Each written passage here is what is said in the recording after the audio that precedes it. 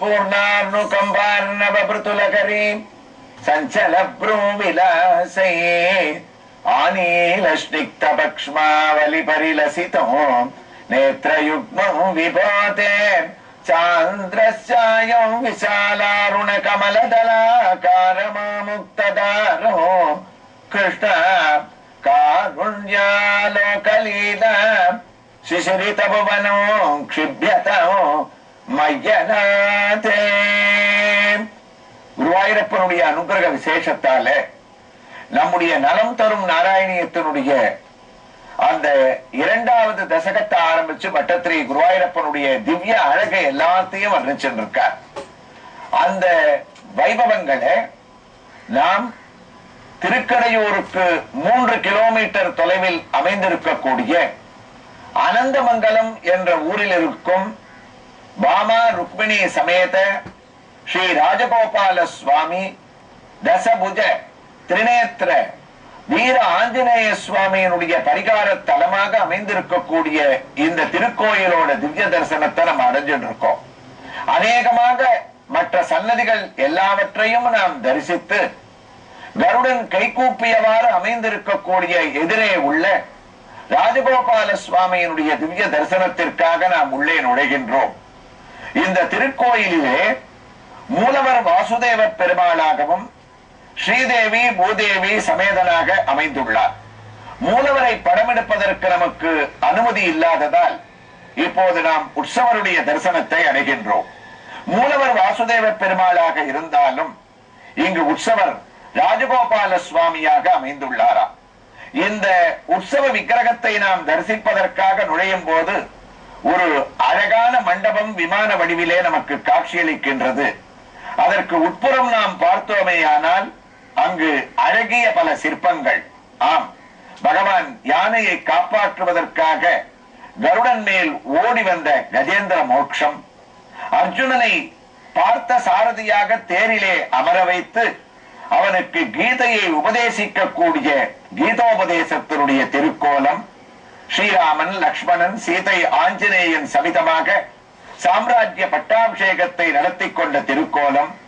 அது மட்டுமா, மத்ஸ்யாவதாரத்திலிருந்து ஆரம்பித்து கூர்மம், வராகம், நிருசிம்மம், வாமனம், பரசுராமன், ராமன், பலராமன், கண்ணன், கல்கி என்ற தசாவதாரத்தினுடைய சிற்பங்கள், இவை அனைத்தையும் நாம் தரிசித்துக் கொண்டே உயர்ந்திருக்கக்கூடிய துவாரபாலகர்களிடத்திலே அனுமதி பெற்றுக்கொண்டு உள்ளே சென்றால், ஆகா, ராஜகோபால சுவாமியினுடைய திவ்ய அழகு இருக்கின்றதே, நாம் அனந்தமங்கலத்திற்குத்தான் வந்தோமா அல்லது மன்னார்குடிக்கு வந்தோமா என்று ஆச்சரியப்படக்கூடிய அளவிற்கு மன்னார்குடியிலே அமைந்திருப்பது போல இங்கும் ராஜகோபாலன், அதே உருவம், அதே திவ்ய தரிசனம், ஒரு கையில் சாட்டை, அதிலே அமைக்கப்பட்ட அழகான முத்து மணிகள், சிரசிலே கம்பீர பட்டை கட்டி கொண்டு ராஜ அலங்காரமாக நிற்கக்கூடிய கம்பீரமான திருக்கோலம், இடுப்பை சற்றே சாய்த்துக் கொண்டு இடது காலை முன்னோக்கி வைத்து வலது கால் நேரே இருக்க,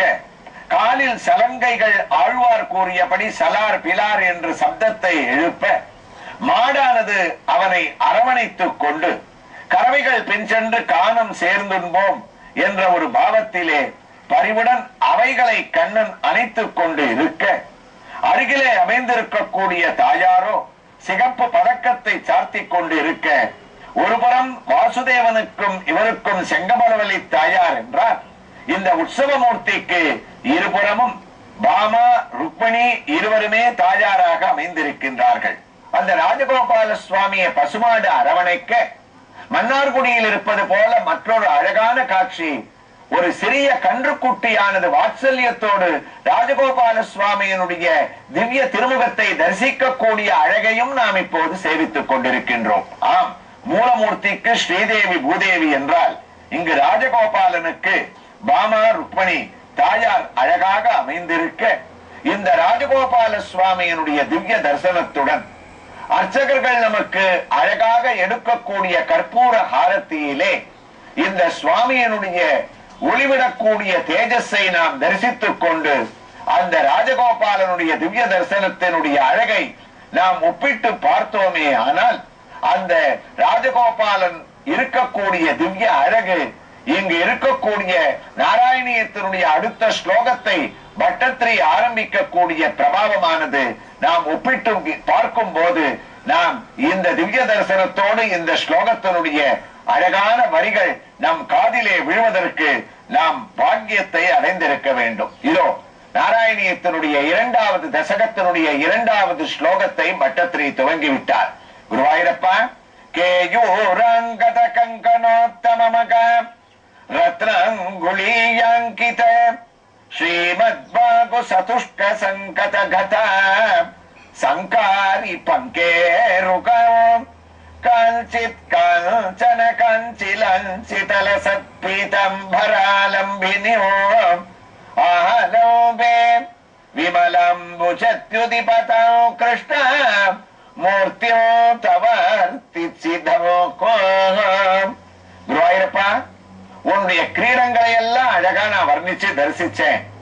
அப்படியே உன்னுடைய திருவேணிய மறுபடியும் பார்க்கும் போது ஸ்ரீமத் பாகு சதுஷ்க சங்கதகதா, உன்னுடைய புஜங்கள் இருக்கே, ஆகா எப்படிப்பட்ட நீண்டமான ஒரு புஜங்கள், அந்த உயர்ந்து உன்னுடைய இடுப்பு வரை நீண்டிருக்கக்கூடிய அஜானுபாகு சுசிராகா என்று மகான்கள் வர்ணிக்கக்கூடிய நாள்களோர் நாளைந்து திங்களளவிலே தாலை நிமிர்த்து சகடத்தை சாடி போய் வாழ்கொள்வளைய இற்றாருயிர் தோள்களிருந்தவா காணீரே சுரிகுழலீர் வந்து காணீரே. உன்னுடைய தோளுடைய அழகு, தோளிலிருந்து இருக்கக்கூடிய நீண்ட புஜங்கள், அந்த இரண்டு தோளிலே அமைந்திருக்கக்கூடிய சங்கு சக்கரங்கள், இவற்றை தரிசிக்கக்கூடிய பாக்கியத்தை நான் அடையும் போது நாராயண பட்டத்திரியினுடைய வாக்கியம் ஸ்ரீமத் பாகு சதுஷ்க சங்கத கதா சங்காரி பங்கேருகமோ, தீர்க்கமான புஜம் என்பது எம்பெருமானுக்கே உரித்தான ஒரு புஜம். ஸ்ரீராமச்சந்திரமூர்த்தியை வர்ணிக்கும் போது இந்த திவ்ய திருத்தலத்திலே நாம் ராமனையும் தரிசித்தோம். அழகாக அனுமனுக்கு காட்சி கொடுத்து எழுந்தருளிக் கொண்டிருக்கின்றார். அந்த ராமனை வர்ணித்த கம்பனுடைய வரிகள் இந்த நாராயண பட்டத்திரியினுடைய சமஸ்கிருத வரிகளுக்கு ஒத்து போகக்கூடிய அழகை நாம் நோக்க வேண்டும். தோள் கண்டார் தோளே கண்டார், தொடுகழல் கமலமன்ன தாள் கண்டார் தாளே கண்டார். ராமனை பார்த்த மிதலை வாழ் ஜனங்கள் ராமனை தரிசிக்கவில்லையாம். அவனுடைய திருமுகத்தையோ கிரீடத்தையோ அவனுடைய மற்ற அவயவங்களையோ பார்க்கவில்லை. தோள் கண்டார் தோளே கண்டார் என்பது கம்பனுடைய வாக்கு. அதை பார்த்தவர்கள் கண்ணை அதை விட்டு அகல வைக்க முடியாமல் அகலாமல் தோளையே தரிசித்துக் கொண்டிருந்தார்கள் என்றால் அப்படிப்பட்ட உத்தமமான ஸ்ரீமத் பாகோ. ஆழ்வார் கூறினார், இப்படி ராமன் ஒருவனுக்குத்தான் தோள்கள் இருக்குமா? என்னுடைய கண்ணனுக்கு கிடையாதா? தோள்கள் இருந்தவா காணீரே சுரிகுழலீர் வந்து காணீரே. எங்க கண்ணனுடைய தோள்களையும் வாருங்கள், அதுவும் ராமன் போன்று அழகு படைத்தது என்று யசோதை பிராட்டியானவள் அங்கு இருக்கக்கூடிய கோபிகைகளை அழைக்கின்றாராம். ராமனை நாம் நோக்கினோமே ஆனால் கம்பர் மட்டுமல்ல, ராமாயணத்திலே கிஷ்கிந்தா காண்டத்திலே அனுமனுடைய அறிமுகமானது ராமனுக்கு முதலில் ஏற்படுகின்றது. பம்பா நதி தீரத்திலே சம்பிராப்தோ வாதசோனும் பிரச்சமுதிதமனாக பாகி வாதாலயேசா என்று ஒரு சன்னியாசி உருவத்திலே வந்து அனுமன் ராமனை சந்திக்கின்றார். அவ்வாறு சந்திக்கும் போது அனுமான் கூறுகின்றார், ராமா, உன்னுடைய அழகான உருவத்திலே இருக்கக்கூடிய அந்த ராஜ கோலத்திலே நீ ராஜாவா என்று எனக்கு புரியவில்லை, ரிஷியா என்று புரியவில்லை. உன்னுடைய அழகான உடையை பார்த்தால் காவி உடை அணிந்திருக்கின்றாய், நீ மகரிஷியோ என்று எண்ண தோன்றுகின்றது. ஆனால் உன்னுடைய இரண்டு புஜங்களை பார்த்தால் அந்த திருத்தோள்களுடைய அழகு இருக்கே, அரசர்களுக்கே உண்டான பகவானுக்கே உண்டான ஒரு லட்சணத்தோடு ராஜரிஷி தேவ பிரதிமோதாவசோ சம்சிதோ விரதோ தேசோ கதமிமம் பிராப்தோ பவந்தோ பரவர்ணினோ. அந்த உத்தமமான நீண்ட புஜங்களை பார்க்கும் போது நீ பகவத் சுரூபமோ என்று எனக்கு தோன்றுகின்றது. அவ்வாறு பகவானாக இருந்தால் நீ பலவிதமான ஆபரணங்களை அணிந்து கொண்டு இருப்பாயே. சர்வபூஷண பூஷார்காக கிமர்த்தம் ந விபூஷிதாக உபயோகியோ அகம்மன்யே. உன்னுடைய சங்கு எங்கே, சக்கரம் எங்கே, கௌஸ்துவம் எங்கே, வனமாலி எங்கே? வெறும் திருத்தோடு நீ வரலாமா என்று ஹனுமான் ராமனுடைய தோளை பார்த்த மாத்திரத்திலேயே அவன் மகாவிஷ்ணுவனுடைய அம்சம் என்று கண்டுபிடித்து விட்டார். அந்த திருத்தோள்களானது ஆஜானுபாகுவாக அனுமனுக்கு அடையாளம் காட்டிவிட்டது என்று ஸ்ரீராமாயணத்திலே அழகாக வர்ணிப்பார்கள். அப்படிப்பட்ட உயர்ந்த தோள்களை படைத்த அந்த தோளில் கேயூராங்கத கங்கனோத்தமமக ரத்னாங்குலியாங்கித வட்டத்ரி குருவாயூரப்பனை வர்ணிக்கின்றார். அந்த தோள்களிலே சங்கு சக்கரம் மட்டுமல்ல, அழகான தோல் வளைகள், அங்கதங்கள், சிறந்த வளையல்கள், இவ்வளவு திருவாபரணங்களை பகவான் சாற்றிக் கொண்டிருக்கின்றார் குருவாயூரிலே. அது மட்டுமா, உன்னுடைய தோள்களுக்கு கீழே அழகான முடியக்கூடிய இடத்திலே 2 திருக்கரங்கள் இருக்கின்றன.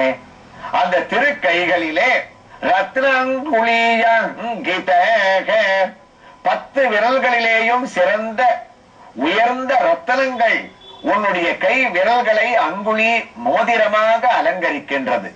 இதிலே ஒரு மோதிரத்தை தான் நீ ஸ்ரீராமனாக அவதரித்த போது வீர ஆஞ்சநேயரிடத்திலே சீதா பிராட்டியை தரிசிப்பதற்காக கொடுத்து அனுப்பினாயோ என்னவோ எனக்கு தெரியவில்லை. ஆனால் கண்ணா, அந்த ராமாவதாரத்தில் முடிந்த மோதிரத்தை மறுபடியும் சீதாதேவியானவள் பட்டாபிஷேக சமயத்திலே ஞாபகமாக எடுத்து வந்து உன்னுடைய கரங்களிலே சமர்ப்பிக்க, அதையே நீ கண்ணனாக அவதரித்த போது சுந்தரகாண்டத்தின் ஞாபகமாய் நீ அழகாக இந்த மோதிரங்களை ரத்னாங்குலியங்கித அணிந்து கொண்டிருக்கின்றாயோ என்று இவர் கேட்பது ராஜகோபால சுவாமியினுடைய திவ்ய தரிசனத்தோடு மோதிரத்தை கொடுத்த ஆஞ்சநேயனும் தசமுக திரிநேத்திரத்தோடு இங்கு அமைந்திருப்பது நாம் இந்த ஆலயத்திலிருந்து இதை கேட்பதற்கு எவ்வளவு பொருத்தமாக அமைந்திருக்கின்றது. ரத்னாங்குலியங்கித ஸ்ரீமத்வாகு சதுஷ்க சங்கதகத சங்காரி பங்கே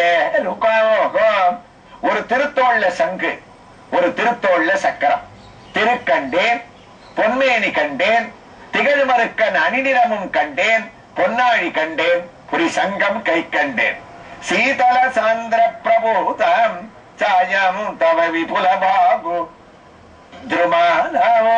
சுவாமி தேசிகன் அனுபவிச்சார்.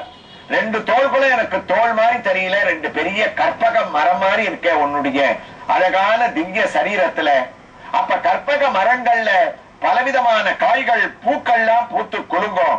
அப்படிப்பட்ட அந்த பூ காய் தான் சங்கு சக்கரம். இங்க இருக்கக்கூடிய ரத்தனங்கள், மோதிரங்கள், அங்க வளையல்கள், தோல் வளையல்கள் இத்தனையும் சேர்ந்த ரத்னாங்குலியங்கித ஸ்ரீமத்வாகு சதுஷ்க சங்கதகத சங்காரி பங்கே ருகோகோ. அவ்வாறு வர்ணித்த பட்டத்ரி பகவானுடைய பீதாம்பரத்தை வர்ணிக்க ஆரம்பிக்கிறார்.